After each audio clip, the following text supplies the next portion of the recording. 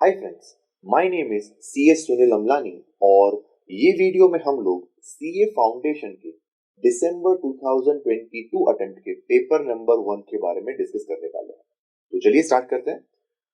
Paper number 1, अगर आप ध्यान से देखें यहाँ पे इंस्ट्रक्शन में लिखा है question number 1 is compulsory and you have to answer any 4 question from the remaining 5। मतलब ICAI की जो पैटर्न है 6 क्वेश्चन पूछने की, जिसमें से एक कंपलसरी और out of 5 you have to write any 4, वो बरकरार है। चलिए अब डिस्कस करते हैं। Question number 1A as usual यहाँ पे दिया गया है ट्रू फॉल्स को लेके, जहां पे आपको हर एक स्टेटमेंट के लिए बताना पड़ेगा कि या तो वो ट्रू है या फॉल्स, और उसको जस्टिफाई भी करना पड़ेगा। अगर पहला देखें हम यहाँ पे, the financial statements are not prepared on the assumption that an enterprise is going concern and will continue its operation for foreseeable future. तो ये स्टेटमेंट फॉल्स है। क्यों? Because financial statements are prepared on the basis of the going concern assumption. यहाँ पे आप reference दे सकते हो fundamental accounting assumption. ठीक है कि जब भी कोई फाइनेंशियल स्टेटमेंट प्रिपेयर होता है तो it is always prepared based on fundamental accounting assumption, और वो क्या है? GCA, गोइंग कंसर्न, कंसिस्टेंसी और अक्रूवल। तो वो यहाँ पे आपको रेफरेंस देना पड़ेगा। सेकेंड अगर देखें, periodic inventory system is a method of ascertaining inventory by taking actual physical count. ये ट्रू हो जाएगा। क्यों? क्योंकि दो इन्वेंटरी मेथड है, एक पीरियोडिक, दूसरा परपेचुअल। परपेचुअल में क्या होता है? आप रिकॉर्ड मेंटेन करते हो और कंटिन्यूअस इन्वेंटरी अपडेट होता रहता है। बट पीरियोडिक मेथड में क्या होता है कि जब भी आपको इन्वेंटरी का वैल्यू जानना है, आप फिजिकली गोडाउन में जाके उसका काउंट करते हो, फिजिकल काउंट करते हो। तो ये स्टेटमेंट सही है। फिर provision for discount on creditors is often not provided in keeping with the principle of conservatism. अब प्रिंसिपल ऑफ कंजर्वेटिज्म सबसे पहले क्या है? To recognize all future probable losses and expenses and not to provide for any future gain, or discount from creditor is the gain for the company or for the business, तो हम उसको कभी recognize नहीं करते। तो yes, ये statement भी क्या हो जाएगा? ट्रू। क्यों? क्योंकि क्रेडिटर से आने वाला डिस्काउंट एक इनकम है और कंजर्वेटिज्म हमको मना करता है, we should not recognise future income. फिर क्या दिया है? If errors are detected after preparing trial balance, then all errors are rectified through suspense account। यहाँ पे मिस्टेक होने के चांसेस बहुत है, ये गलत है। हमको कभी कभी ये दिमाग में कंफ्यूजन रहता है कि भाई ट्रायल बैलेंस के बाद जब भी कोई एरर रेक्टिफाई करेंगे, सारे एरर सस्पेंस के थ्रू ही होते हैं। ये गलत है। क्यों? क्योंकि एरर दो टाइप के होते हैं, एक होता है वन साइडेड एरर, एक होता है to sided error. Two-sided errors are rectified without help of suspense account, but one-sided errors are rectified with the help of suspense account after preparing trial balance। तो ये गलत हो जाएगा। यहाँ पे आपको रेफरेंस देना पड़ेगा कि only one-sided errors are rectified with the help of suspense account, और ये भी लिख सकते हैं कि भाई two-sided errors are not rectified। ठीक है। Both revenue and capital nature transactions are recorded in receipts and payment account। ये सही है। क्यों? Because receipts and payment is least bothered with the nature of the transaction, चाहे वो revenue हो या capital, current year का हो, previous year का हो या फिर आने वाले साल का हो। Receipts and payment account is only concerned with cash, right? If cash is coming in, we record it. If cash is going out, we record it। तो यहाँ पे ये सही है कि भाई रेवेन्यू हो या कैपिटल, चाहे वो सैलरी आपका पेमेंट हो या बिल्डिंग के लिए पेमेंट हो या फर्नीचर के लिए पेमेंट हो, चाहे आपको सब्सक्रिप्शन मिला है या एंट्रेंस फी मिला है या लाइफ मेंबरशिप फी मिला है या फिर sale proceeds of building furniture investment, रोकड़ा आया तो लिखेंगे, रोकड़ा गया लिखेंगे। तो ये सही है। A fixed charge generally covers the all the assets of the company including future one। ये गलत हो जाएगा। क्यों? क्योंकि fix charge is the charge on one specific asset, तभी तो उसको फिक्स बोला जाएगा, है ना? तो ये गलत हो जाएगा। Differentiate between provision and contingent liability, मतलब ये एक सीधा सीधा डायरेक्ट क्वेश्चन है। अगर आप स्टडी मटेरियल में देखें, आपको page number 1.72 I guess, right, उसके ऊपर थियोरी में मिल जाएगा। 4 पॉइंट आपको लिखने, 4 मार्क मतलब कैश मार्क्स है। अगर आप इसको भी ऑब्जर्व करें, जो ट्रू फॉल्स है, इसमें इतना कोई डिफिकल्टी लेवल या फिर जहां पे आप बहुत ज्यादा मिस्टेक कर सको ऐसे कोई क्वेश्चन नहीं है। ठीक है, चलिए देखते हैं नेक्स्ट। 1C 4 मार्क के लिए ये थोड़ा मैं अच्छा क्वेश्चन बोल सकता हूं कि इसमें कहीं पे आप मिस्टेक कर, बहुत ज्यादा डिफिकल्ट क्वेश्चन नहीं है, बट हाँ ये वाला जो लाइन दिया है यहाँ पे हो सकता है कि आप मिस्टेक करो। ठीक है, तो आई सजेस्ट कि जब भी आप इसका ट्रीटमेंट दो एक अजम्पशन के साथ लिखना चाहिए। पढ़ते हैं क्वेश्चन क्या है। A purchased a machine for rupees 130 on 1st April 19 and paid 20,000 for freight and installation। मतलब कि आपका मशीन का कॉस्ट हो जाएगा कितना भाई साहब, 1,50,000। ठीक, तो यहाँ पे आप लिखोगे टू कैश या बैंक 1st अप्रैल को। अब on 1st October another machine was purchase for 50,000। अच्छा, 1st अक्टूबर 21 को, ठीक है, and sold old machine for 1 lakh. तो पुराना वाला मशीन जो है आपने बेच दिया, कब बेचा है, 1/10/21 को फॉर रुपीज 1 लाख। तो यहाँ पे प्रॉफिट लॉस की बात आएगी। फिर the machine purchase on 1st October was installed on 1st जनवरी 2020। मतलब कुछ 3-4 महीने के बाद आपने उसको इंस्टॉल किया। अक्टूबर नवंबर दिसंबर आपने उसको रखा था, बट आपने इसको इंस्टॉल कब किया, 1st जनवरी। अब बात जब आती है डेप्री कैलकुलेट करने की, तो डेप्री कब से कैलकुलेट करेंगे, हम डेप्री कैलकुलेट करेंगे 1st जनवरी से। क्यों, क्योंकि जब तक वो यूजेबल कंडीशन में नहीं था हम उसके ऊपर डिप्रीशिएशन नहीं प्रोवाइड कर सकते। ठीक है, अब यूजेबल कंडीशन यहाँ पे बोला है इंस्टॉल किया, तो हम इसको ये बेस मान के चल सकते हैं कि भाई installation is necessary, without that you can not use it. तो जब इंस्टॉल करेंगे उसके बाद ही वो रेडी टू यूज होगा, तो उसके बाद हम 3 महीने का डेप्री प्रोवाइड करेंगे। ये आप नोट लिख देंगे अगर सेफर साइड पे, तो ज्यादा अच्छा है।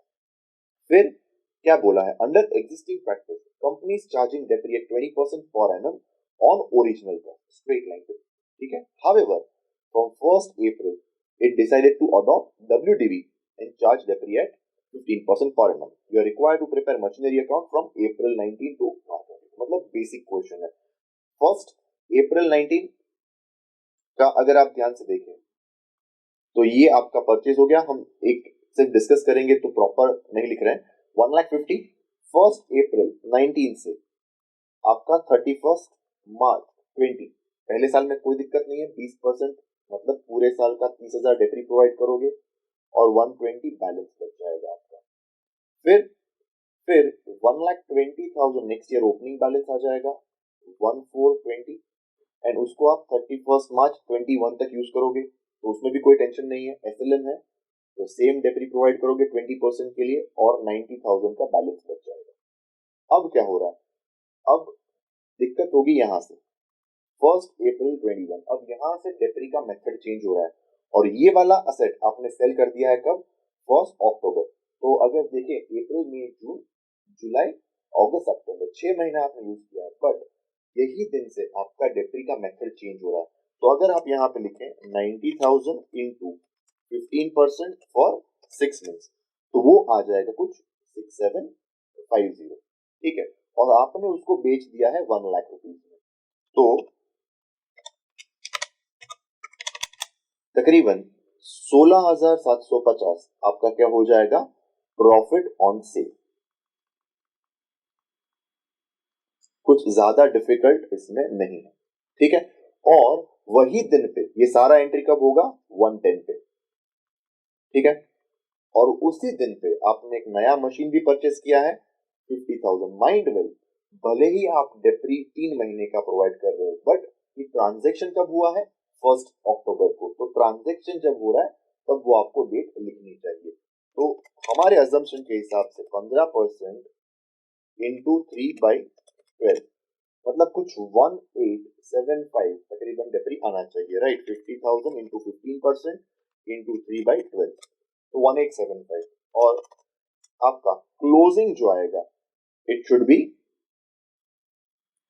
How much, 48125 approx. मतलब 4 मार्क के हिसाब से डिसेंट क्वेश्चन, ना ज्यादा लंबा ना छोटा, बट हाँ यहाँ पे ये कंफ्यूजन हो सकता है, तो आई एडवाइस कि आप इसमें नोट लिख देंगे कि इंस्टॉलेशन इज नेसेसरी, इसलिए आप 3 महीने का डेप्री प्रोवाइड कर रहे हैं। फिर question number 2, cash book of mister Karan, मतलब ये आपको बीआरएस के ऊपर दिया गया है, ठीक है। तो बीआरएस जब आप बनाते हो दो मेथड से उसका प्रेजेंटेशन दे सकते हैं, एक डेबिट क्रेडिट से या फिर एड ऑन से। हम दोनों डिस्कस कर लेंगे simultaneously. The cash book of mister Karan shows 2,60,400 as the balance of bank on December 21, but you find that it does not agree with the balance as per bank passbook. On analysis, you found the following discrepancy. अब बहुत बार ये सवाल आता है कि क्या हमें ये क्वेश्चन अमेंडेड कैश बुक से सॉल्व करना है या नॉर्मल बीआरएस से। अमेंडेड कैश बुक कब बनाया जाता है? अमेंडेड कैश बुक बनाया जाता है जब जब आपका अकाउंटिंग ईयर एंड हो। अब ये क्वेश्चन में कहीं पे भी ऐसा कोई हिंट नहीं दिया है कि अकाउंटिंग ईयर एंड हो रहा है, तो आप नॉर्मल बीआरएस भी बना सकते हैं कंसेप्चुअली। अब देखा जाए तो ये डेबिट रहेगा 2,60,400, है ना, क्योंकि ये बैलेंस है, तो ये कैश बुक का बैलेंस है, ठीक है। और देखते हैं डेबिट क्रेडिट के हिसाब से क्या आएगा यहाँ पे। On 15th of October, December sorry, the payment side of cash book, payment side होता है क्रेडिट, वॉज ओवरकास्ट। अगर क्रेडिट ज्यादा है तो क्या करेंगे? डेबिट कर देंगे, तो यहाँ पे आप 10,000 डेबिट कर देंगे। अगर एडलेस के हिसाब से देखें तो पेमेंट ओवरकास्ट हुआ है, मतलब पेमेंट साइड आपने टोटल ज्यादा लिखा है, पेमेंट ज्यादा दिखाया है, तो आपने बैलेंस कम कर दिया है, हम क्या कर देंगे? वापस एड बैक कर देंगे, ठीक है। फिर क्या दिया यहाँ पे? A check of rupees 1,18,000 issued on December 21 was not taken in bank column. अच्छा, तो जब आपने इश्यू किया है चेक, आपको क्या करना पड़ेगा?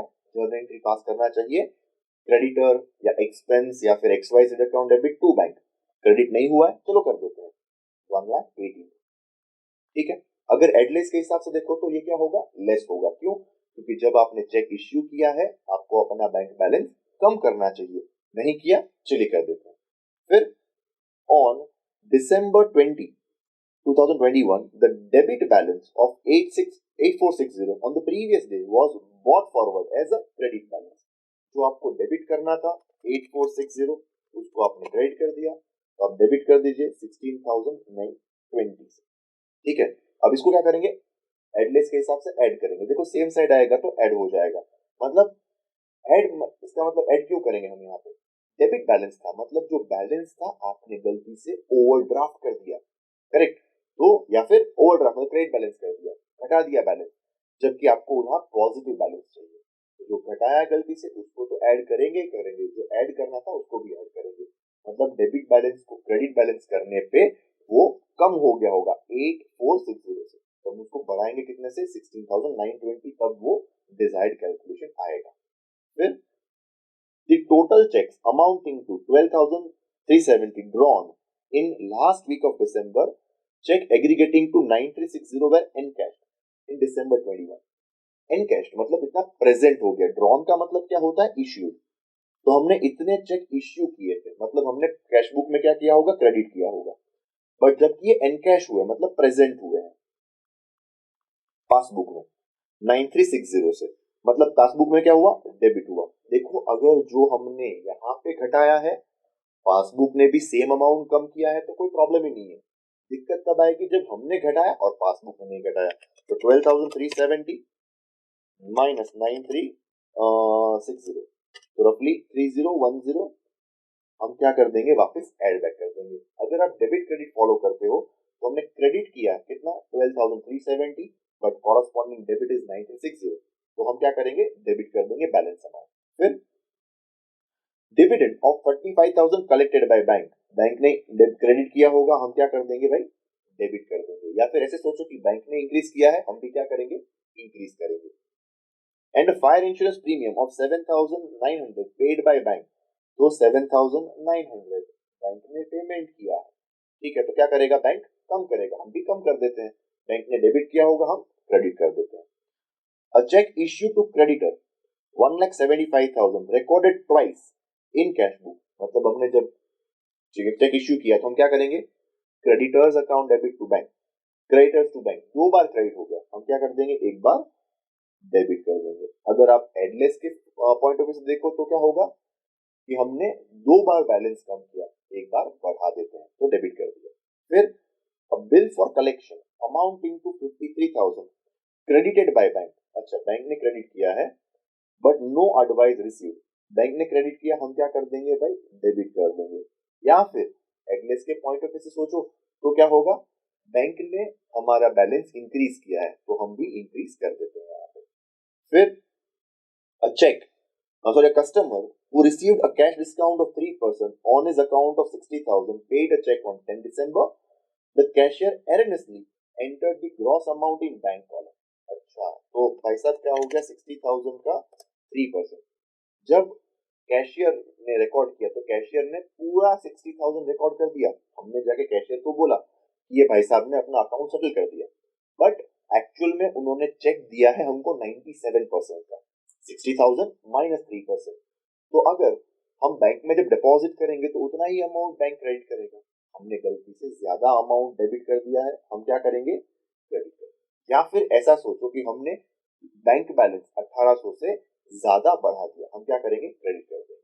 बस तो बीआरएस बनाना है, इसको एडलेस कर देते हैं। चलिए, 2,60,400 plus 10,000 plus 16,920 plus 3010 plus 35,000 plus 1,75,000 plus 53,000। तो ये आपका टोटल कुछ आ रहा है यहाँ पे 55,3330, और उसमें से माइनस करेंगे 1,18,000 माइनस 7,900 और 1,800। तो कुछ रफली आपको यहाँ पे बैलेंस मिल जा रहा है 425,630, और ये क्या हो जाएगा भाई साहब, बैलेंस एज पर पास। तो अगर देखो, अगर आपने स्टडी मटेरियल के पूरे इलस्ट्रेशन और एक्सरसाइज के क्वेश्चन सॉल्व किए हैं तो this should not be that difficult. ऐसे सिमिलर क्वेश्चंस और एडजस्टमेंट्स आपको आईसीएआई के स्टडी मटेरियल में बखूबी दिए गए हैं। ठीक है, अब next one, question number 2B। Yes, before preparation of trial balance, the following errors were found in the books of Hare Rama and Sons. Give the necessary entries to correct them. अब यहां से वापस मैं link करता हूं आपके true false को। True false में बोला गया था कि भाई आफ्टर प्रिपेयरिंग सारे एरर्स होते हैं सस्पेंस के साथ। बिफोर प्रिपरेशन क्या होता है भाई, before preparation to sided error rectify होगा जर्नल एंट्री पास करके, बट वन साइडेड एरर आपको वो रिस्पेक्टिव अकाउंट में जाना पड़ेगा और वहां पे एडजस्ट करना पड़ेगा, जिसको हम आंसर में स्टेटमेंट के फॉर्म में लिखते हैं। अब ये देखना है हमें कि इसमें से कौन से एरर्स के लिए सिर्फ आपको एक्सप्लेनेशन देना है और कौन से एरर्स के रेक्टिफिकेशन में आपको जर्नल देनी है। चलिए देखते हैं। First, minor repair made to building 1850 debited to building account. अब माइनर रिपेयर्स जो है वो रिपेयर अकाउंट में डेबिट होने चाहिए, तो आपका करेक्ट एंट्री था रिपेयर टू कैश, बट आपने गलती से डेबिट क्या किया, बिल्डिंग टू कैश। तो इसका एंट्री क्या होगा, repairs account debit to building account, amount 1850। Two sided error आपको जर्नल एंट्री पास करना पड़ेगा। उसके बाद an amount of 3,000 due from Sayam Lal which has been written off as bad debt in previous year recovered in current year and had been posted to the personal account of Sayam Lal। Okay, तो Sayam Lal जो है वो हमारा customer हुआ होगा और उसके पास से हमें कुछ अमाउंट था 3,000 का, हमने राइट ऑफ कर दिया। May be he became insolvent, या फिर हमने एक्सपेक्ट नहीं किया था कि अब ये पैसा देगा, तो हमने बहुत पहले एंट्री पास कर दिया था bad debts to Sayam Lal। अब जब वो पैसा मिलता है हमें तो हमारा करेक्ट एंट्री होना चाहिए कैश और bank account debit to bad debts recovered, but हमने क्या किया, गलती से Sayam Lal के अकाउंट में क्रेडिट कर दिया। देखो पोस्टेड बोला है, कौन से साइड नहीं बोला है, तो हम अज्यूम करेंगे कि क्रेडिट साइड ही पोस्ट किया है कि कैश अकाउंट डेबिट और bank account debit to Sayam Lal। तो Sayam Lal गलती से क्रेडिट हो गया है, हम रेक्टिफिकेशन में क्या करेंगे, Sayam Lal को डेबिट करेंगे। And what do I credit, I credit bad debts recovered. तो हमारा एंट्री हो जाएगा Sayam Lal account debit to bad debts recovered. Again two sided errors. फिर furniture purchase for office use amounting to 20 has been entered in purchase day book. अब purchase day book का concept कहता है कि आप purchase day book में सिर्फ और सिर्फ credit purchase of goods record कर सकते हो, बट हमने गलती से फर्नीचर वहां पे डाल दिया। अब हुआ क्या, as you have entered this in purchase day book, it must have gone to purchase account, और कौन सी साइड गया होगा, डेबिट। तो रेक्टिफाई करने के लिए परचेज को क्रेडिट कर देते हैं और फर्नीचर को डेबिट, क्योंकि अगर हमने फर्नीचर परचेज किया है तो उसको डेबिट भी फर्नीचर अकाउंट में ही करना चाहिए। तो फर्नीचर में नहीं हुआ, चलो कर देते हैं। कहाँ हो गया, परचेज में, वहां क्रेडिट करेंगे। अगेन जर्नल एंट्री ही आएगा, डेबिट क्रेडिट क्या आएगा, furniture account debit to purchases, amount 20,000। Goods purchase from Ram Singh 8,000 have remain unrecorded so far, हमने रिकॉर्ड ही नहीं किया, चलिए रिकॉर्ड कर लेते हैं। Purchase account debit to what, Ram Singh, क्योंकि यहाँ पे नाम दिया गया है तो ये क्रेडिट परचेज ही हुआ होगा। अगर हमने रिकॉर्ड नहीं किया, रिकॉर्ड कर लेते हैं। ये भी to sided error, complete omission है, तो इसको भी रेक्टिफाई करने के लिए जर्नल ही पास करना पड़ेगा। College fee of proprietor's son 15,000 debited to audit fee account. अब जब प्रोपराइटर के सन का कॉलेज फी पे करेंगे, it is a personal expense, तो आपको क्या डेबिट करना चाहिए बालक, ड्रॉइंग्स अकाउंट, ठीक है, drawings account debit to cash. But गलती से हमने ऑडिट फी अकाउंट डेबिट कर दिया, गलती से डेबिट किया, क्रेडिट कर दो, और ड्रॉइंग्स को क्या कर देंगे, डेबिट। अगेन और टू साइडेड एरर, तो एंट्री क्या आएगा, drawings account debit to audit fee account.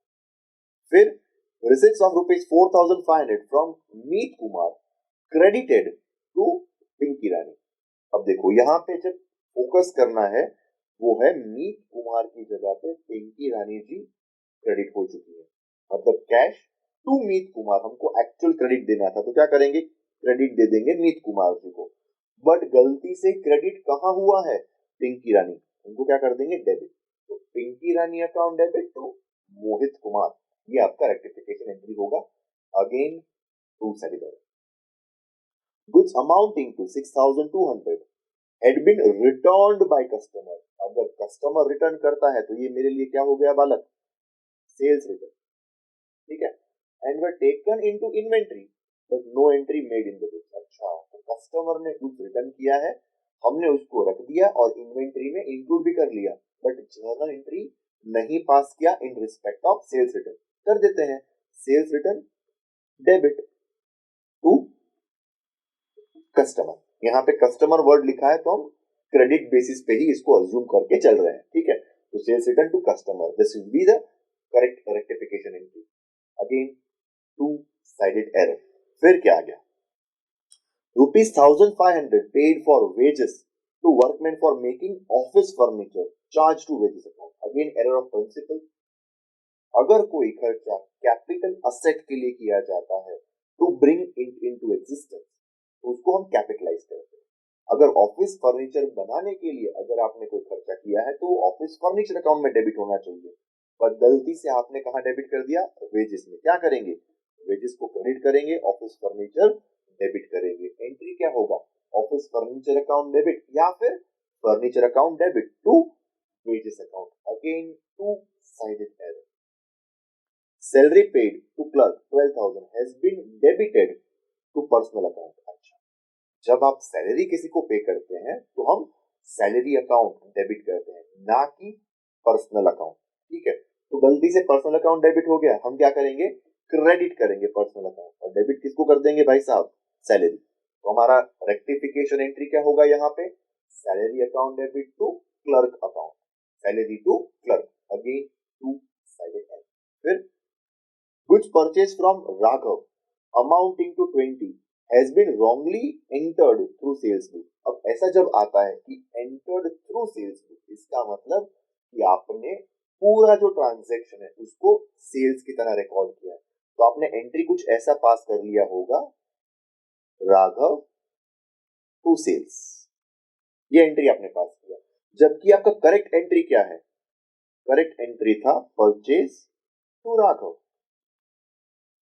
तो अब रेक्टिफिकेशन करना है तो हम क्या एंट्री पास करेंगे, सेल्स गलती से क्रेडिट हो गया तो डेबिट कर देंगे, परचेज डेबिट करना था नहीं हुआ, और राघव को क्रेडिट करेंगे डबल अमाउंट से, राइट। तो ये आ जाएगा purchase account debit 20, sales account debit 20 to Raghav account debit 40,000।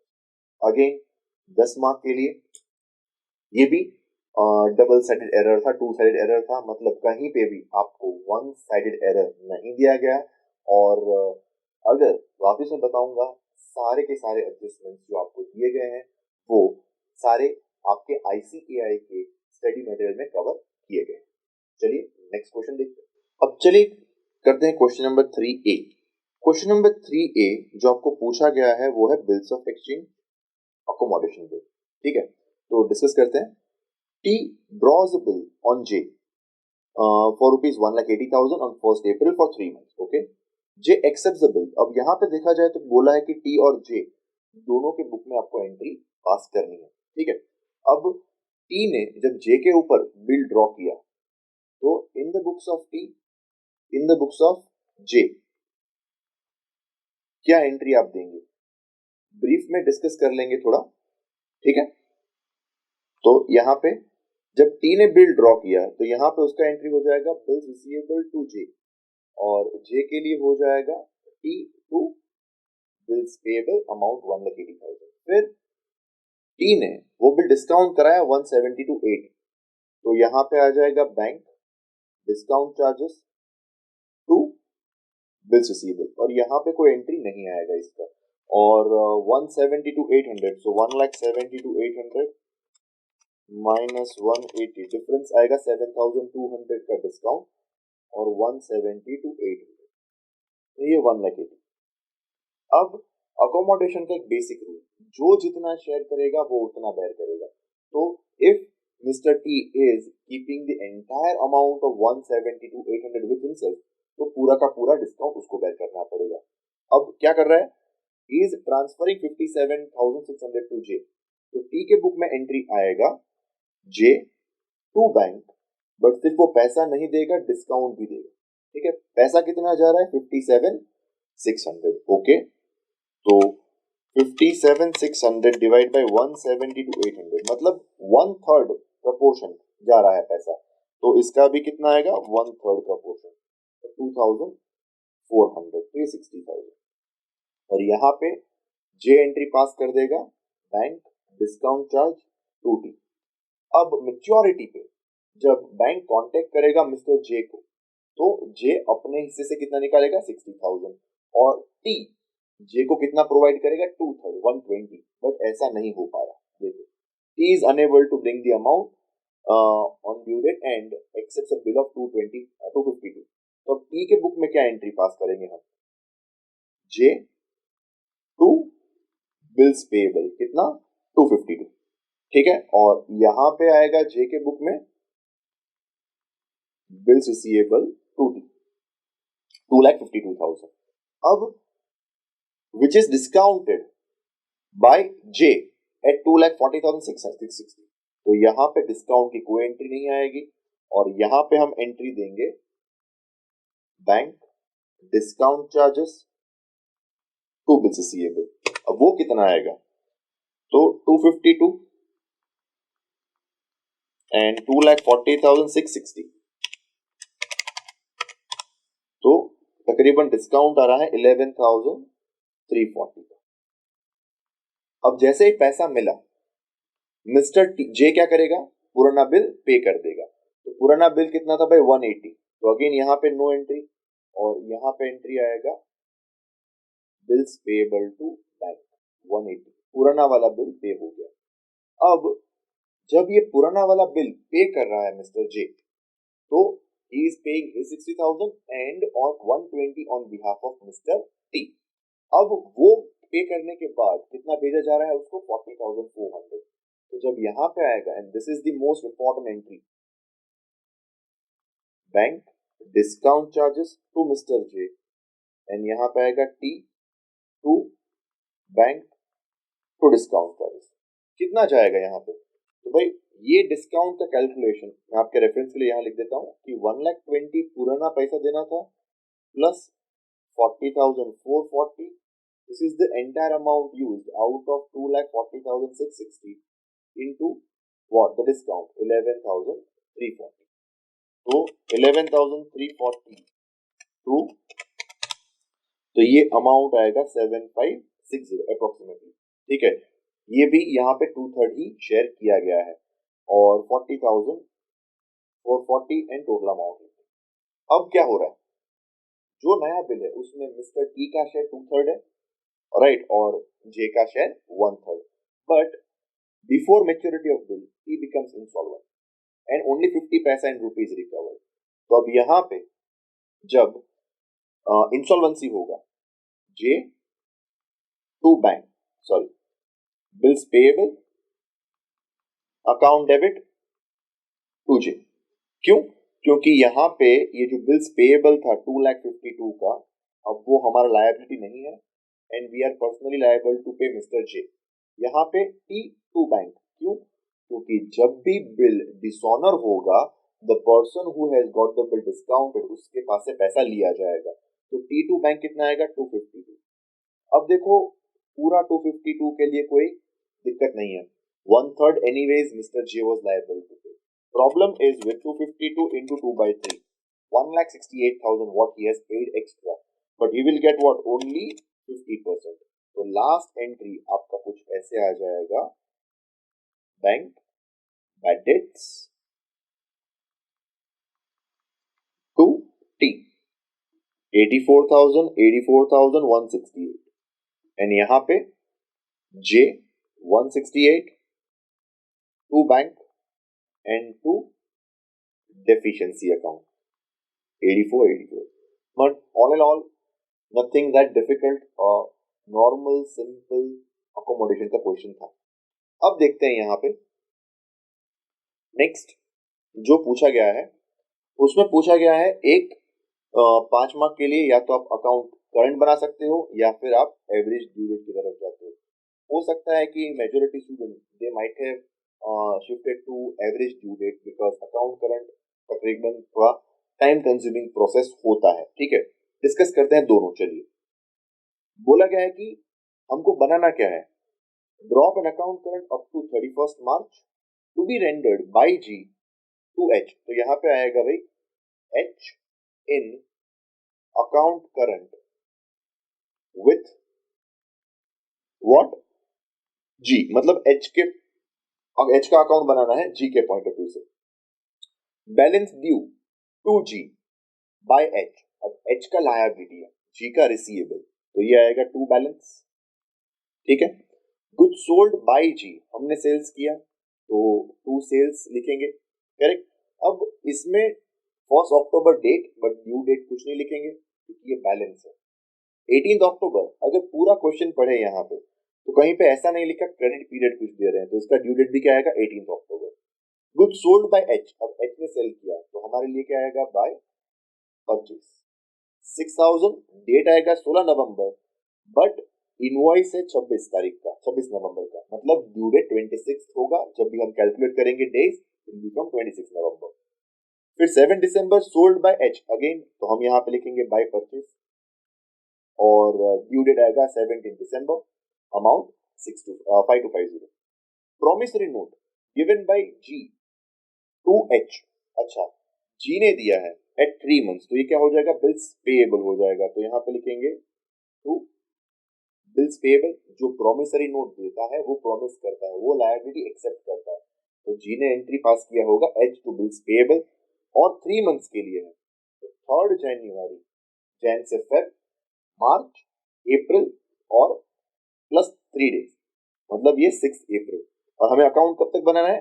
31 मार्च, मतलब ये नेगेटिव 6 डेज आएगा, या फिर इसको बोलेंगे रेड इंक प्रोडक्ट, ठीक है, आप ऑपोजिट साइड में लिख देंगे। कैश पेड बाय जी, अगर जी ने पे किया है तो H account debit to cash. Good sold by G to sales. Good sold by H, again हमारे लिए परचेज हो जाएगा और ये भी ड्यू डेट 8 अप्रैल को, मतलब या तो आप नेगेटिव 8 लिखो या ऑपोजिट साइड में क्या लिखेंगे आप? इसका ये लिखेंगे रेडिंग प्रोडक्ट, ठीक है। तो ऑल इन ऑल ठीक ही है, और सारे जो ड्यू डेट है वहां से आपको कैलकुलेट करना पड़ेगा। इंटरेस्ट 10% पर एनम और नियरेस्ट रुपीज तक कैलकुलेट करना है, मतलब सीधा साधा क्वेश्चन है। आईसीएआई के स्टडी मटेरियल में आपको ऐसे क्वेश्चन मिल जाएंगे, अगर आपने कुछ पास्ट एग्जाम क्वेश्चन भी देखे हैं, इट्स वेरी मच सिमिलर। उसके कंपैरिजन में शायद ये करना आपको लेस टाइम कंज्यूमिंग होता है। देखिए आप कौन सा क्वेश्चन सिलेक्ट करते हैं वो भी एक मायने रखता है आपके पेपर कंप्लीट होने के ऊपर। ये वाला क्वेश्चन शायद आपको करने में कुछ वक्त ज्यादा जाएगा as compare to average due date, ठीक है। मेरे हिसाब से this should be given a priority. अब क्या बोला है, trader allow customer credit for 1 week beyond which he charges interest 12%। तो कैसे गुड्स, mister D a customer buys the goods 2 January, इसका ड्यू डेट होगा 9 जनवरी, 28 जनवरी, तो 29, 30, 31, 1, 2, 3 and 4, 4th February 17, 17 plus 7, so 24th आ जाएगा, correct. February, March 4, 11th March. Please settle his account on 31st of March. Calculate interest and take 9th January as base date. देखो average due date में आप कोई भी date ले सकते हो as base date, ठीक है। बट यहाँ पे क्वेश्चन में स्पेसिफिक बोला है 9th जनवरी, तो ये जीरो हो जाएगा। 9 जनवरी टू ये डेज कैलकुलेट करने हैं प्रोडक्ट, और जो भी प्रोडक्ट आएगा divide by total of this amount, number of days add करेंगे 9th जनवरी में, तो आपको क्या मिल जाएगा, base I mean the average due date, और वहां से लेके आपको 31 मार्च तक का कैलकुलेट करना पड़ेगा, राइट। तो नॉर्मल है, ज्यादा इसमें कुछ है नहीं, ठीक है। तो 9th जनवरी से फॉर एग्जांपल इसका करें, जनवरी 31 माइनस 9 प्लस 4, तो ये 26 आ जाएगा, और 20 और ऐड हो जाएगा, ये 46 आ जाएगा। And 31 minus 9 January, February 28 days, March 11 61, बस। तो ये मल्टीप्लाई बाय ये, मल्टीप्लाई बाय ये, बस आपको मल्टीप्लाई करना है।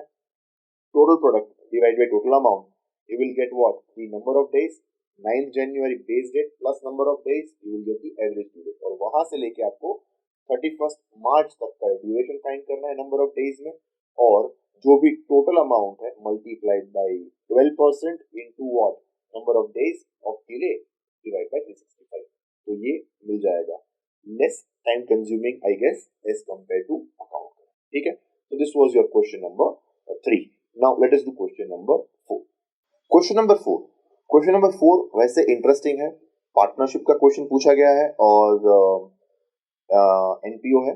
थोड़ा एनपीओ बोल सकते हैं लेंदी, आप डाल सकते हो more than average, but cash करने वाले क्वेश्चन है इसमें। देखते हैं क्या पूछा है पार्टनरशिप में। X and Y partners sharing profit loss in the ratio of 2:3। Balance sheet दिया है आपको, एक्स वाई 60 140 जीआर दिया है, creditor bills payable salary building plant furniture debtor receivable stock bank. 1 अप्रैल 2022 मतलब नेक्स्ट डे पे ही, ओके। दे admitted Z, मतलब admission का question दिया गया है। 1/5 share in the future profits, okay, and he will bring rupees 1 lakh as his share of capital, okay। तो capital कितना लेके आ रहे हैं भाई साहब, 1 lakh. Goodwill valued at 120 at the time of admission of Z. The partner decided to revalue assets and liabilities as follows. तो वो 1 lakh rupees तो लेके आएगा, 1/5 शेयर वन गुडविल का जो है वो भी उसको लाना पड़ेगा, बट नहीं है तो हम कैपिटल से एडजस्ट कर देंगे।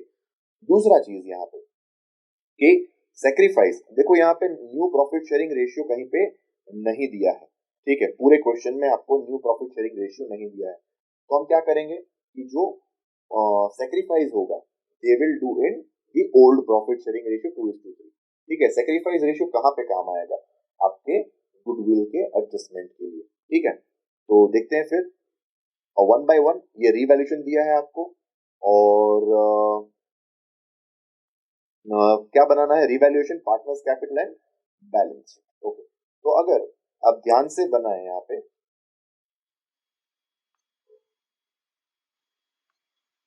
ऐसे ही देख लेते हैं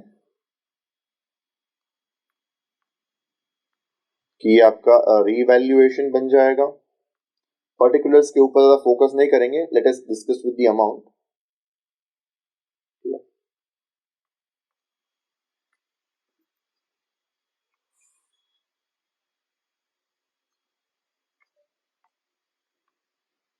तो ये कैपिटल अकाउंट बना देते हैं, सिर्फ अमाउंट कॉलम लिखेंगे तो I think it will serve our purpose.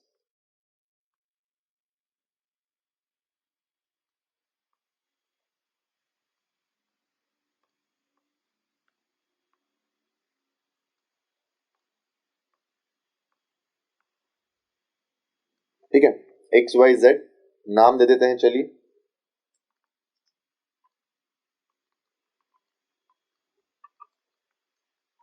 X और Y का जो बैलेंस आपको दिया है 60 एंड 140, ठीक है। On the top of that यहाँ पे आपको रिजर्व दिया है कितना, 40,000 रुपीज। तो वो GRB कौन से रेशियो में जाएगा, आपके old partners old profit sharing ratio, मतलब 60-40 का रेशियो आ जाएगा। तो GR आ जाएगा कितना है, 16,000 एंड 24,000। फिर आपको चलिए हो गया 40% and 60%। Z is bringing 1 lakh rupees capital, तो यहाँ पे आ जाएगा Z का 1 लाख रुपीज, ओके। और यहाँ पे बैंक आ जाएगा 178। अभी तो ऐसे लेके चलते हैं, ठीक है। बैंक अगर कोई दूसरा एडजस्टमेंट होगा तो माइनस कर देंगे। फिर गुडविल है 120। अब 1,20,000 में इसका शेयर कितना है भाई, 1/5, तो तकरीबन आ जाएगा कितना, 24,000 नो। और ये 24 कौन से रेशियो में शेयर होगा, 2:3। सो 9600 X को मिलेगा और 14,400 Y को मिलेगा। तो यहाँ पे लिख देते हैं भाई 9600X 14,400 Y, और ये डेबिट हो जाएगा 9600 14,400, मतलब 24 से, right. Gaining partner account debit to sacrificing partner. फिर रिवैल्यूएशन आपको दिया गया है, प्लांट 40,000 करना है, तो प्लांट है 45। अच्छा, तो यहाँ पे हम देख सकते हैं भाई प्लांट 5,000 का लॉस, और बैलेंस शीट में प्लांट कितना आ जाएगा, 40,000। फिर स्टॉक आपको दिया गया है 42, जबकि स्टॉक यहाँ पे कितना है 42,600। अच्छा, तो 600 का लॉस हो जाएगा, और यहाँ पे ये बैलेंस शीट में 42 आ जाएगा। फिर आपको दिया फर्नीचर 20, तो फर्नीचर 23,500 है, तो 3,500 का लॉस आ जाएगा, और बैलेंस शीट में कितना आ जाएगा, 20। फर्नीचर भी हो गया। चलिए, फिर बिल्स रिसीवेबल 12,000, मतलब 500 यहाँ पे भी लॉस, तो बिल्स रिसीवेबल आपका 12,000। उसके बाद क्या दिया है आपको, out of debtor 2,400 is bad, तो 24 तो पहले लॉस माइनस कर ही देंगे हम, and 5% is for doubtful debtor. और 5% देखो, डेटर कितना है 38,400, 2,400 तो लॉस हो गया, मतलब बचा कितना 36, और उसका 5% सॉरी 1,800, तो 1,800 प्रोविजन होगा, तो 36,000 माइनस 1,800, 34,200 कुछ आएगा, करेक्ट। 38,400 माइनस बैड डेट, और इसका 5% 1,800 माइनस करेंगे, तो रिमेनिंग अमाउंट आउटर कॉलम में चला जाएगा। फिर क्या बोला है आपको, building to be appreciated by 75%, तो 60,000 है इंटू 75%, मतलब 45 का प्रॉफिट, तो ये 45,000 प्रॉफिट कर देंगे, और बिल्डिंग आ जाएगा 1,05,000, करेक्ट नो, 60 प्लस 45। और फिर क्या दिया है आपको आगे, actual liability towards salary payable is 1,200। अब एक्चुअल लायबिलिटी 1,200 है, तो 800 रुपीज प्रॉफिट। कैसे, क्योंकि हमने लायबिलिटी देखा था कितना, प्रोविजन किया था 2,000, बट एक्चुअल इज ओनली 1,200। अब देखो यहाँ पे बोला एक्चुअल लायबिलिटी, बट पे किया गया है या नहीं किया गया है, आप ये भी अजम्पशन करके यहाँ से माइनस कर सकते हो, assuming salary is paid, right. तो अगर पे कर देते हो तो उतना बैंक कट जाएगा, नहीं तो आप अज्यूम करोगे इट इज जस्ट डिसाइडेड कि सैलरी पेएबल इतना होगा, बस, ठीक है। फिर आगे और कुछ दिया है क्या, नहीं। तो अगर आप बैलेंस शीट ऑब्जर्व करो, असेट साइड हमने सब बैलेंस शीट को सब आइटम को कंसिडर कर लिया है, बट लायबिलिटी ये दो आइटम बाकी है, क्रेडिटर्स 42,600 एंड बिल्स पेएबल 15,400, ठीक है। तो ये एज इट इज आएगा, नो चेंज। और अब अगर यहाँ पे देखें हम इसको, पहले रिवैल्यूएशन को बंद कर देते हैं, 45,800 क्रेडिट है, minus 5,000 minus 600 minus 3,500 minus 500 minus 2,400 bad debt minus 1,800, roughly 32,000 profit आएगा और this will be shared by x and y, right? 2:3. So into ये the 12,800 और 19,200. अगर इसको बंद कर दें हम तो आपको यहाँ पे बैलेंस मिलेगा. This is 76. 1 lakh minus 24,000. Okay, this is 1,40,000 plus 4,000 plus 14,400 plus 19,200. तो 197,600 मिल रहा है. एंड 60,000 प्लस 16,000 प्लस 9600 प्लस 12,800 आपको मिल रहा है 98,400. अगर इसको यहाँ पे हम लिख दें 98,400, 197,600 एंड 76. अब इसको टोटल टैली कर दीजिए आप. अगर आपने सब कुछ सही सही किया है तो I think it should match. Let us see. 4,31,200 और यहाँ पे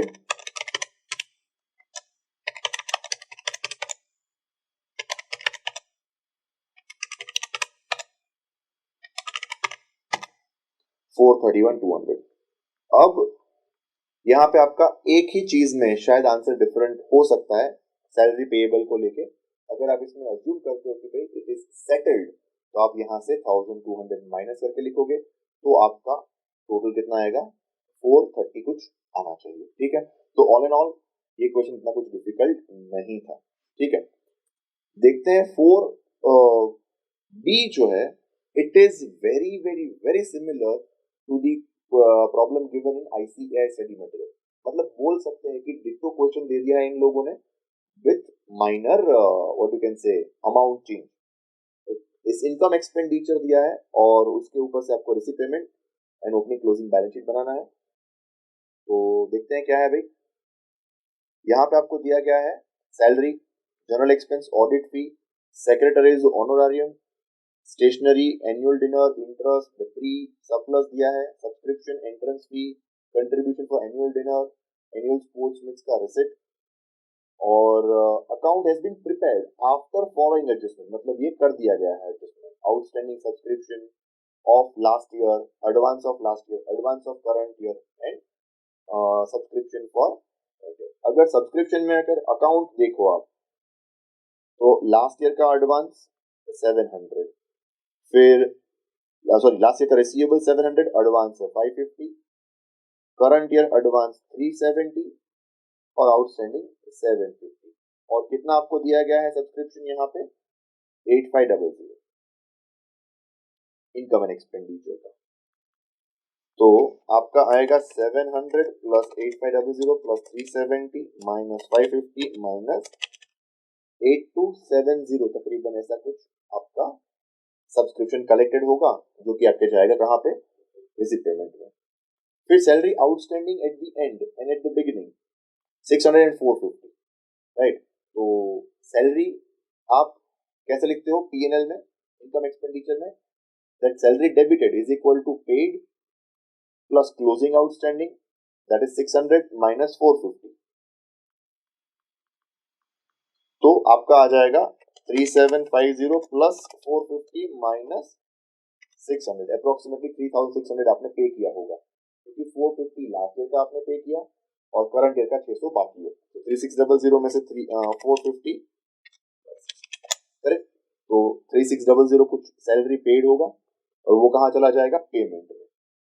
फिर आपका दिया है general expense include insurance prepaid to the extent of 150. अब यहाँ पे जनरल एक्सपेंस दिया है 1500. इनकम एक्सपेंडिचर में करंट ईयर के एक्सपेंडिचर लिखे जाते हैं और ये करंट ईयर का है बट आपने 150 ज्यादा भी पे किया है तो इसका पेमेंट कितना होगा 1650. फिर क्या दिया है आपको आगे audit fee for 2022 is still unpaid. तो यहाँ पे ऑडिट फी जो है ये आउटस्टैंडिंग कहाँ जाएगा बैलेंस शीट में चला जाएगा 250 रुपीज. फिर during 22 audit fee of 21 paid 200, तो ये चला जाएगा पेमेंट में। और not only that, last year के बैलेंस शीट में भी जाएगा लायबिलिटी में। फिर club owned free hold lease ground 20,000, तो ये ओपनिंग बैलेंस शीट में भी आएगा और क्लोजिंग में भी आएगा असेट साइड। इसका कोई भी रेफरेंस इस पेमेंट में नहीं आएगा। फिर club had sports equipment on 1 January 2600, ये कहा जाएगा ओपनिंग बैलेंस शीट में। At the end of the year after depre balance is 3600। अब देखो 2600 था, आपने डेप्री कितना प्रोवाइड किया 400, तो if my opening is 2600 minus 400 it will be 22, but my closing is 3600, इसका मतलब आपने ये क्या होगा नया payment, and this will go to receipts and payment account, ठीक है, नया एडिशन। फिर club raised a bank loan in 2021 last year 5000, मतलब ये लास्ट ईयर के बैलेंस शीट में आएगा as well as current year के बैलेंस शीट में, क्योंकि इसमें से कुछ पेमेंट नहीं हुआ है। This was outstanding through out 22। On 31 December cash in hand 1600, ये क्या आ जाएगा क्लोजिंग, करेक्ट। अब सारे एडजस्टमेंट्स देखने के बाद यहाँ पे देखो सेक्रेटरीज ऑनरियम, ये पेमेंट ले लेंगे, स्टेशनरी ये पे किया गया होगा, एनुअल डिनर एक्सपेंस पे, इंटरेस्ट पेमेंट ये रिसिप्ट में चला जाएगा, कंट्रीब्यूशन रिसिप्ट में जाएगा, ये भी रिसिप्ट में जाएगा, और ये कैपिटल फंड में ऐड कर देंगे, करेक्ट। तो अब ध्यान से देखें, सबसे पहले आपको क्लोज करना पड़ेगा रिसिप्ट्स एंड पेमेंट, क्योंकि आपके पास क्लोजिंग कैश इन हैंड है ओपनिंग में, तो वहां से आप ओपनिंग डिराइव करोगे, that you will put in what opening balance sheet. Opening balance sheet में आप रखने के बाद ओपनिंग बैलेंस शीट क्लोज करोगे, वहां से मिलेगा कैपिटल फंड, वो कैपिटल फंड जैसे ही आप अपने इसमें लिखोगे क्लोजिंग बैलेंस शीट में, आपका बैलेंस शीट मैच करना चाहिए। तो this is a simple discussion, because इसके ऊपर मैंने पूरा रिसिप्ट पेमेंट बना के नहीं डिस्कस किया, बिकॉज वेरी मच सिमिलर, सिर्फ मैं बोल रहा हूँ अमाउंट चेंज किया गया है, बाकी डिट्टो क्वेश्चन आईसीएआई के स्टडी मटेरियल से उठाया गया है, करेक्ट। तो this was question number 4, let us discuss next. अब करते हैं क्वेश्चन नंबर 5। क्वेश्चन नंबर 5, मतलब आईसीआई की तरफ से मैं बोलता हूँ कि आपको शायद फ्री गिफ्ट मिला है। They have asked triple column cash book और of mister Raj agencies. Triple column cash book not that difficult, और उसके साथ में आपको बहुत ही इजी फाइनल अकाउंट का एक क्वेश्चन दिया गया है। Again it's very similar what they have given in ICAI study material, and एक 5 मार्क का छोटा गुडविल का भी क्वेश्चन आपको दिया गया है। चलिए डिस्कस करते हैं। Cash in hand and cash at bank on 1st of March 30,000 and 120, तो यहाँ पे ये 30,000 and 120 आपका बैलेंस है। फिर क्या दिया, paid into bank, Contra entry आपको दिया गया है। अगर आप बैंक में पेमेंट करोगे तो cash bank account debit to cash, ठीक है। उसके बाद आपको दिया गया bought furniture and issued cheque 15,000, furniture to bank 15,000, ठीक है। हम सिर्फ अभी नंबर्स लिख रहे हैं so that you have the idea. Purchase goods for cash how much 5,000, तो हमने गुड्स परचेज किया है, एंट्री क्या होगा परचेज टू कैश 5,000, तो कैश गया। फिर received cash from Mohan 9800 discount allowed to him, so Mohan से हमें कैश मिल रहा है 9,800 एंड हमने डिस्काउंट दिया कितना 200, डिस्काउंट अलाउड जो कि एक्सपेंस है यहाँ पे आएगा टू मोहन, ठीक है। फिर कैश इज 50,000, तो 50,000 रुपए कैश मिल रहे हैं हमको। Paid Lata by cheque 14,500 discount received, so if you are paying by cheque and discount received, तो एंट्री क्या आएगा Lata account debit to bank to discount received. उसके बाद पेड इनटू बैंक, वापस हमने बैंक में डिपॉजिट किया कितना 5,000 रुपए, तो वापस यहाँ पे बैंक में बढ़ेगा और कैश घटेगा, and this is what Contra entry, ये कॉन्ट्रा एंट्री है। तो आपको आपके वैल्यू कॉलम में क्या लिखना पड़ेगा सी, ठीक है। Then withdrawn from bank for private expense 6,000, first of all ये गया प्राइवेट एक्सपेंस, तो ये क्या आ जाएगा आपका ड्रॉइंग्स आ जाएगा, प्राइवेट एक्सपेंस के लिए विड्रॉ किया गया है, ठीक है, और बैंक से है। Received cheque from Gupta 14,300 and allowed discount, और यहाँ पे देखो तो deposited Gupta's cheque into bank, मतलब यहाँ पे हम वो कॉन्सेप्ट फॉलो करेंगे कि अगर आपको कोई चेक मिलता है and if you do not deposit it immediately तो क्या करना पड़ेगा, उसको टेम्पररी कैश मिलेंगे। तो पहले 24 तारीख को हमारा एंट्री आएगा कैश डिस्काउंट टू गुप्ता, तो कैश आएगा 14,300 डिस्काउंट, और 26 को आएगा bank account debit contra entry to cash. ये हम इसलिए कर रहे हैं ताकि हम ये फॉलो करते हैं कॉन्सेप्ट बैंक का कि जब बैंक में कुछ पैसा आएगा या तो बैंक के साइड से या हमारे साइड से तभी उसको डेबिट करेंगे, पर यहाँ पे जब तक चेक डिपॉजिट नहीं किया गया we can not increase the bank account, that's why we take help of cash account temporary. ठीक है, तो ये एडजस्टमेंट था और ये भी कॉन्ट्रा एंट्री कहलाएगा फिर बाद में। Withdrawn cash from bank for official use, तो कैश विड्रॉ किया, ये कॉन्ट्रा एंट्री आएगा, यहाँ पे गलती होने के चांसेस हैं आपके। अब वो कैसे, क्योंकि हमने कैश विड्रॉ किया है फॉर ऑफिस यूज, हमने कोई एक्सपेंस पे नहीं किया। बहुत टाइम बच्चे यहाँ पे मिस्टेक कर देते हैं, they write what by office expense, ये गलत होगा क्योंकि अभी सिर्फ और सिर्फ आपने विड्रॉ किया है, तो आपका बैंक कम होगा 20,000 रुपए से और आपका कैश बढ़ेगा। जब आप उसको यूज करोगे तब आपका कैश घटेगा। ठीक है, पेड रेंट बाय चेक, तो this is how it will look like. आपको फिर इसको बैलेंस कर देना है। डिस्काउंट है यहाँ पे 400, यहाँ पे 500 रुपए कुछ, तो वो चला जाएगा डिस्काउंट अलाउड अकाउंट में, डिस्काउंट रिसीव्ड अकाउंट में, और बाकी का बैलेंस कैरी अकाउंट। तो again very simple question, not that difficult. Okay, B आपको दिया गया यहाँ पे R N S R partner with capital of 14 lakh and 12 lakh rupees, तो टोटल कैपिटल कितना है उनका 26 लाख रुपए। During the year ended March 22 they earned profit of 6.5 lakh. Assuming normal rate of return is 20%, calculate goodwill of firm by using capitalization method. जब भी आप capitalisation method use करते हो, हम क्या करते हैं, अपने प्रॉफिट को कैपिटलाइज करते हैं कि भाई 6,50,000 बाई 20%, मतलब ये प्रॉफिट अर्न करने के लिए आपका कैपिटल एम्प्लॉयड कितना होना चाहिए 32,50,000, बट आप इतना प्रॉफिट अर्न कर रहे हो by simply employing capital of 26 lakh, मतलब आपका गुडविल कितना आ जाएगा 6,50,000।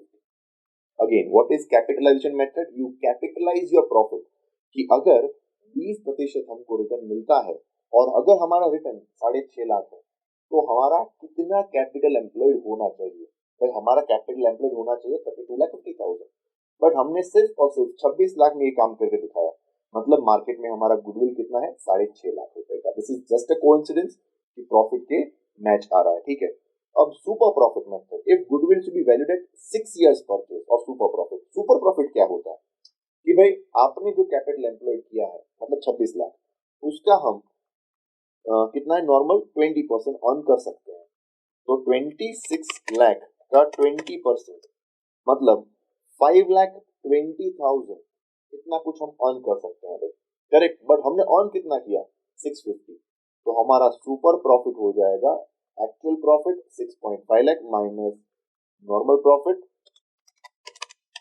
तो कितना आएगा 1,30,000, 1.3 लाख हमारा सुपर प्रॉफिट, और कितने साल के लिए परचेस करना है 6 इयर्स के लिए, सो तकरीबन कुछ आ जाएगा 7,80,000 आपका गुडविल कि भाई हमने कैपिटल एम्प्लॉयड किया है 26 लाख का, 20% उसके हिसाब से हम मानते हैं कि हमको मिलना चाहिए, तो 26 लाख इंटू 20% मतलब हमारा नॉर्मल एक्सपेक्टेड रिटर्न 520 आना चाहिए, बट बॉस हमारा रिटर्न है कितना 6.5 लाख, मतलब हम सुपर प्रॉफिट अर्न कर रहे हैं, और अगर ये फॉर्म बेच दें तो हमारी गुडविल की वजह से ये सुपर प्रॉफिट कब तक मिलता रहेगा और 6 साल तक, तो multiply by 6 years of profit. तो अगर हम ये मेथड फॉलो करेंगे तो गुडविल कितना आएगा 7,80,000। अब नेक्स्ट जो हम देख रहे हैं that is question based on final account, very very very simple question, और similar type of question is already been given in ICAI study material, तो अगर आपने स्टडी मटेरियल ठीक से सॉल्व किया हुआ है तो इसमें कोई दिक्कत नहीं आनी चाहिए। Similar type of question already ICAI ने फाउंडेशन लेवल पे पूछा भी है 10 मार्क के लिए, तो बहुत बेसिक क्वेश्चन है। आई थिंक ये वाला क्वेश्चन स्टूडेंट को सॉल्व करना ही चाहिए क्वेश्चन 5, बिकॉज उसमें कैश मार्क्स आपको मिलते हैं। देखते हैं क्या इसका आंसर होगा। आपको एक ओपनिंग बैलेंस शीट दिया है और साल के अंत में आपको बोला गया है कि भाई आपने 6,70,000 का कुछ प्रॉफिट अर्न किया है, जिसमें से आपने कमीशन पे किया हुआ है 65,000 ऑलरेडी एडजस्टेड, डिस्काउंट रिसीव्ड है 75,000, ठीक है। आपने एक व्हीकल परचेस किया है 50,000 में, और डेप्री भी आपने प्रोवाइड करा हुआ है 10% फर्नीचर पे और 20 व्हीकल पे। पर ये वाला जो व्हीकल है उसके ऊपर डेप्री नहीं आएगा, क्योंकि ये साल के अंत में लिया हुआ है। प्रोविजन है आपने 3% क्रिएट किया है डाउटफुल डेट के लिए ट्रेड रिसीवेबल के ऊपर। अब while preparing profit loss account, he had forgotten to provide for prepaid expense, मतलब जितना हमने खर्चा किया था उसमें 15,000 प्रीपेड थे, जो कि एक्सपेंस के तौर पे नहीं लिए जाने चाहिए, बट गलती से ले लिए। तो ये 6,70,000 जो हमारे पास दिया गया है नेट प्रॉफिट, उसमें 15,000 ज्यादा डेबिट हुए हैं, क्योंकि प्रीपेड एक्सपेंस है। अगर आप एक्सपेंस से हटाओगे नहीं तो एक्सपेंस ज्यादा डेबिट हो जाएगा, तो वो 15,000 आपको यहाँ से रिमूव करने चाहिए, और ये कहाँ जाएगा, बैलेंस शीट में।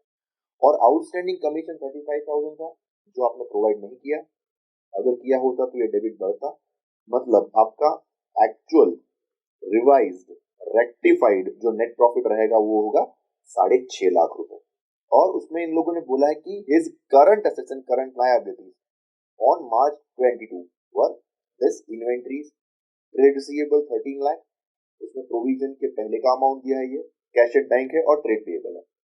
And during the year further capital introduce was 3 lakh. तो अगर आप यहाँ पे एक सिंपल सा बैलेंस शीट बनाने का ट्राई करो, कुछ भी नहीं है क्वेश्चन में, सिर्फ आपको P&L एडजस्टमेंट बना के प्रॉफिट लॉस को रेक्टिफाई करना है। और कैपिटल की बात करें तो मेरा कैपिटल ओपनिंग कितना दिया था यहाँ पे, 22 लाख। मेरा एक्चुअल और रिवाइज्ड प्रॉफिट कितना है, 6.5 लाख, और कैपिटल इंट्रोड्यूस कितना है, 3। तो मतलब 22 lakh plus 6.5 lakh profit plus 3 lakh capital introduce, so 22 plus 6.5 plus 3, so roughly 31,50,000 is my capital. Before I forget, let us write outstanding commission 35,000 and prepaid expense of 15,000. और क्या आएगा इसमें, और इसमें बोला इन्वेंट्री 6,50,000 था, तो लिख देंगे एज इट इज असेट में।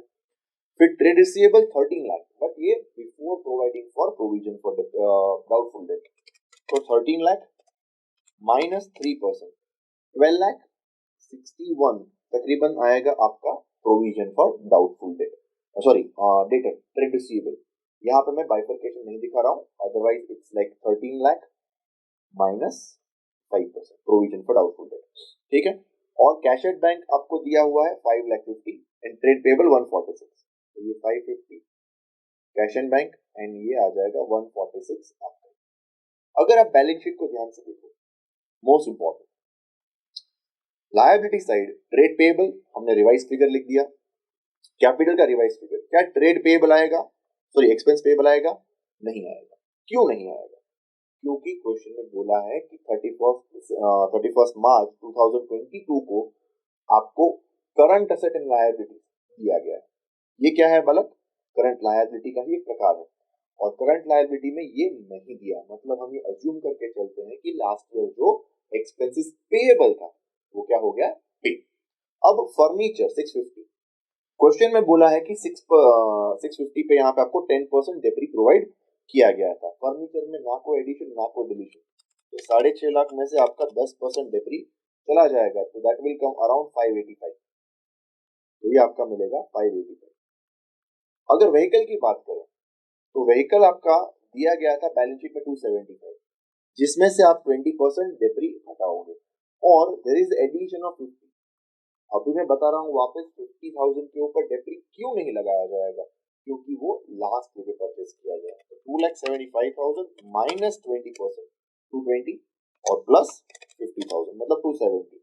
कुछ नहीं करना है, बस आपको सीधा सीधा बैलेंस शीट बनाना है, और ये आपका हो जाएगा कितना, 2,70,000।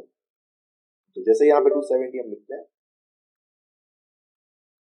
आई think we have covered every possible item, है ना। ये हो गया ट्रेड रिसीवेबल का नया item, cash at bank, inventory, सब कुछ नया है। So by this now your balance sheet should match. तो 31,50,000 प्लस 35,000 प्लस 146, रफली इट इज गिविंग यू 33,31,000 का total, and here 15,000 plus 650 plus 12,61,000 plus 550 plus 585 plus 270 33 lakh. अब यहाँ पे कभी कभी बच्चे सिर्फ यहाँ पे बैलेंस शीट लिख के आ जाते हैं, probably you may lose mark because of that, क्योंकि जब भी आप बैलेंस शीट लिखते हो, किसका बैलेंस शीट लिख रहे हो, किसके बुक में लिख रहे हो, कौन सा डेट वगैरह लिखना चाहिए। जब भी बहुत ज्यादा इजी क्वेश्चन हो तो ध्यान रखिए आपके प्रेजेंटेशन वगैरह पे मार्क्स कट सकते हैं। तो this was your question number 5 and let's move towards question number 6। अब देखते हैं question number 6, the last question. अब ये जो क्वेश्चन आपको पूछा गया है वो है कंपनी अकाउंट की तरफ से, ठीक है। 15 मार्क का क्वेश्चन है जहां पे आपको एप्लीकेशन अलॉटमेंट फोर फीचर वगैरह रीइश्यू की जर्नल एंट्रीज देनी है, ऊपर से बैलेंस शीट भी बनाना है। हो सकता है थोड़ा लंबा क्वेश्चन लगे बट 15 मार्क के लिए जस्टिफाइड बोल सकते हैं। और साथ में जो आपको 5 मार्क के लिए क्वेश्चन दिया है वो थ्योरी क्वेश्चन, तो 20 मार्क के लिए ये एक अच्छा क्वेश्चन होगा। PQR Limited issued 2 lakh rupees, I mean 2 lakh equity shares of 10 each, payable as 3 on application, 5 including premium। अच्छा, तो यहाँ पे ऐसा है भाई 3 rupees, 3 plus 2 and 4, right, application allotment and call, तो ऐसे कुछ मंगवाया जा रहा है यहाँ पे। All the shares were subscribed, money due on all shares were fully received except Mr. J holding 5,000 shares who failed to pay the allotment and call money। अच्छा, तो मिस्टर जे 5,000 शेयर्स के ऊपर अलॉटमेंट का पैसा नहीं दिया और call का पैसा नहीं दिया।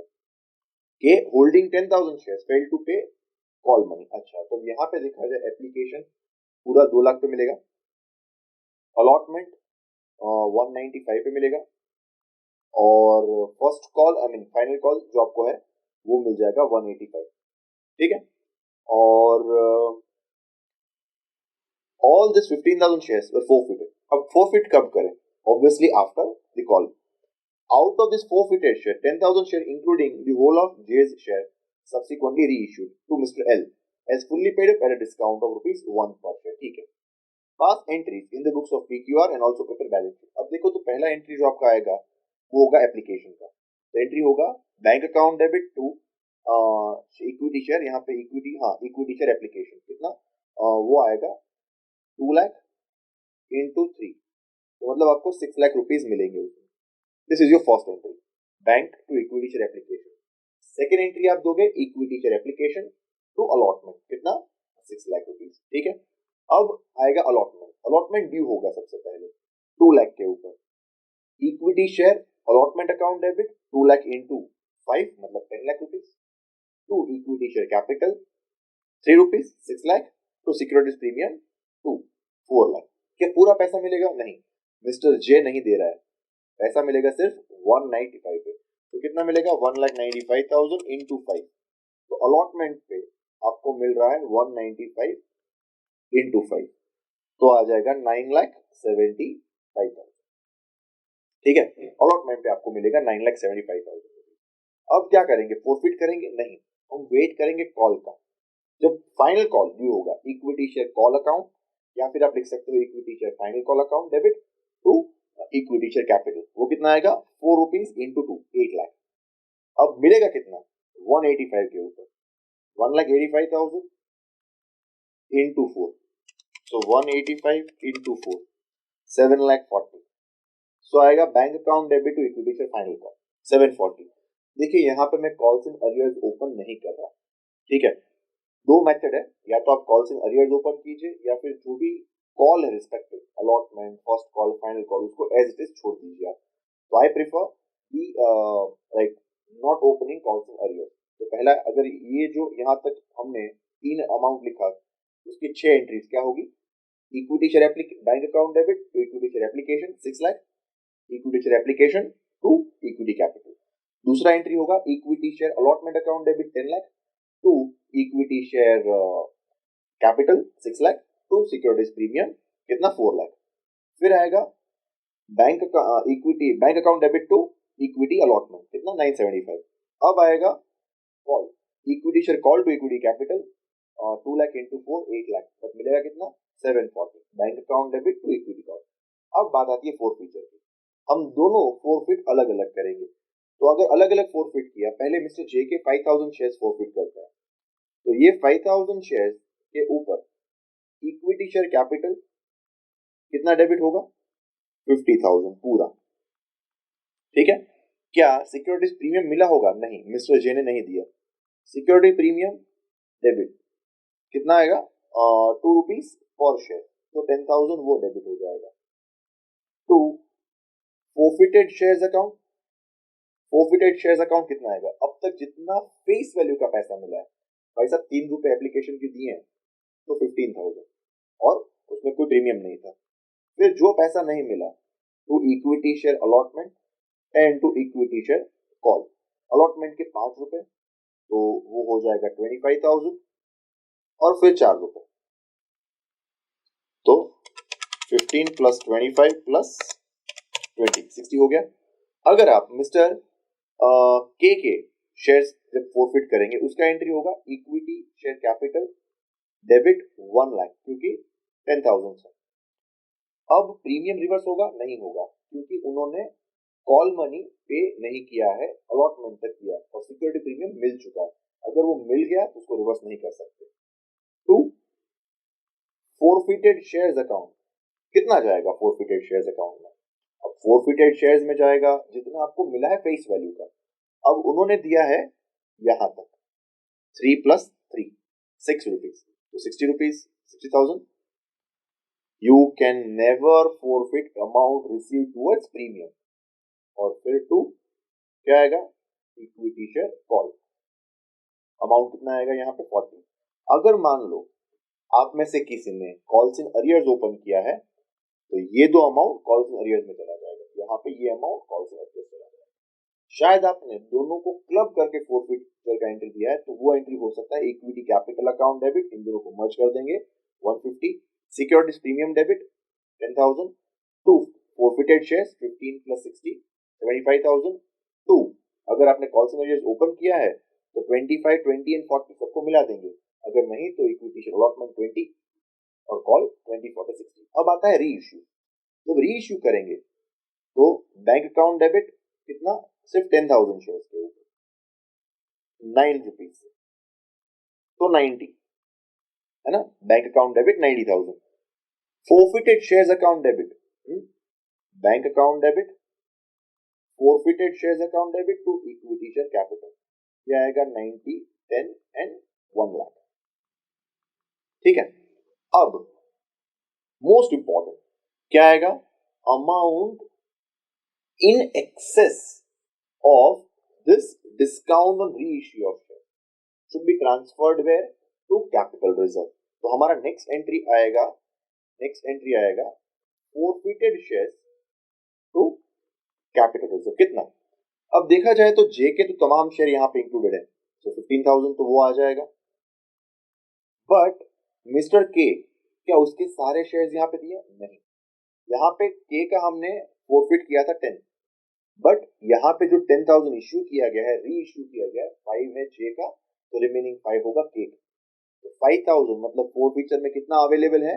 सिर्फ और सिर्फ 30,000 ही अवेलेबल है डिस्काउंट सेट करने के लिए। तो ये 30,000 अवेलेबल। अच्छा, और उसमें से हमने कितना डिस्काउंट दिया? 10,000 का। तो अगर आपने 10,000 का डिस्काउंट दिया हुआ है, तो 15,000 प्लस 30,000 माइनस 10, मतलब आपका कैपिटल रिजर्व हो गया 35। ठीक है, तो ये एंट्री आएगा। अब बात करते हैं बैलेंस शीट। बैलेंस शीट में आपका जाएगा equity share capital. Equity capital कितना जाएगा?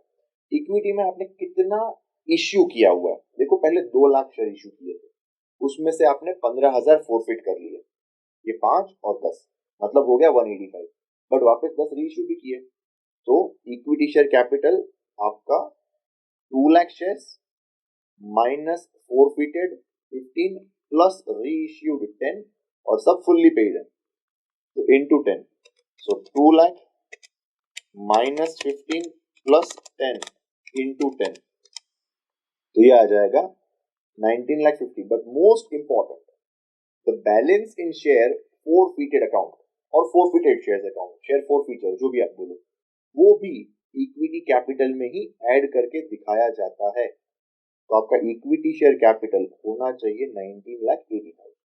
ठीक है, फिर इसमें आप नोट नंबर 1 दे दोगे एंड डिस्क्लोजर दे देंगे ऑथोराइज, पेड अप वगैरह वगैरह का। नोट नंबर 2 आपका आएगा रिजर्व सरप्लस। उसमें 2 आइटम आएगा, एक आएगा कैपिटल रिजर्व जो कि हमने अभी लिखा 35,000। ठीक है, दूसरा आएगा सिक्योरिटी प्रीमियम। सिक्योरिटी प्रीमियम क्या है बालक? देखो, टोटल हमें 10,000 रुपए नहीं मिले। टोटल सिक्योरिटी प्रीमियम ड्यू कितना हुआ था सर? 2 लाख शेयर्स के ऊपर हमने 2 रुपए मांगे थे, बट उसमें 10,000 नहीं मिले हमको। हाँ, क्योंकि 5,000 शेयर जो थे, किसने जो होल्ड कर रहा था, मिस्टर जे, उसने अलॉटमेंट मनी दिया ही नहीं, तो उसके 5,000 शेयर के ऊपर 2 रुपए के हिसाब से 10,000 नहीं मिले होंगे। तो मतलब कितना होगा ये? 190। तो आपका रिजर्व एंड सरप्लस अगर मैं यहाँ पे लिखूं तो रिजर्व एंड सरप्लस टोटल कितना आ जाएगा? 390, नो या 3,90,000। So 390, 2 lakh into 2 minus 10,000, 390 plus 35, तो ये आ जाएगा 4,25,000। अगर टोटल कीजिए यहाँ पे तो 425 प्लस 19,80,000 आपका लायबिलिटीज टोटल हो गया 24,05,000।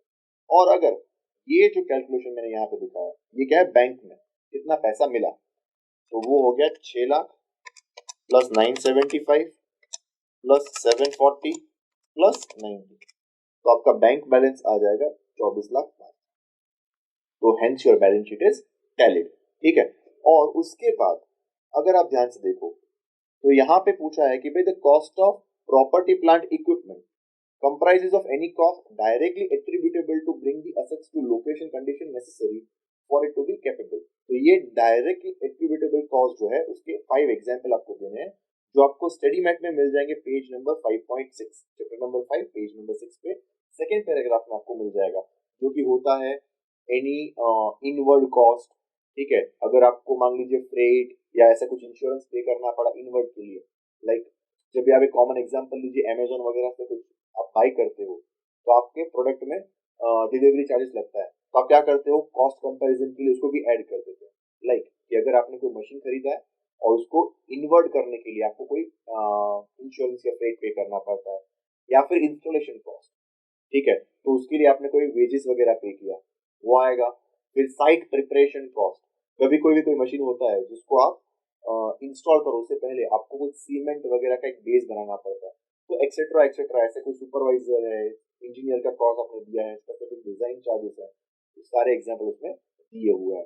मे बी सैंपल रन जो आप करते हो, ट्रायल रन, उसका प्रोडक्शन का कॉस्ट वगैरह, net of return, net of sales proceed of that particular product, वो सब आएगा इसमें। तो यहाँ से आप उसका रेफरेंस देख सकते हो। ऑल इन ऑल अगर पूरा पेपर देखा जाए तो उसमें एक था कि इन्वेंट्री, जो बच्चों को कभी कभी इन्वेंट्री टेकिंग वगैरह डिफिकल्ट लगता है, वो नहीं पूछा आईसीआई ने। फिर कंसाइनमेंट, जो मोस्ट फेवरेट रहा है अभी तक के सारे पेपर्स में, 10 मार्क का क्वेश्चन आता ही आता है, but some students were disappointed and some students were happy who were not able to understand it properly, but consignment नहीं आया, सडन अप्रूवल और रिटर्न बेसिस वो भी नहीं आया, बट एक आपको फ्री गिफ्ट के तौर पे एक 5 मार्क का 3 कॉलम कैश बुक वगैरह आपको दे दिया है। All in all it was a decent paper. हो सकता है कि कुछ कुछ जगह पे लेंदी लग सकता है बच्चों को, बट इसको हम डिफिकल्ट पेपर नहीं बोल सकते। I hope you understood.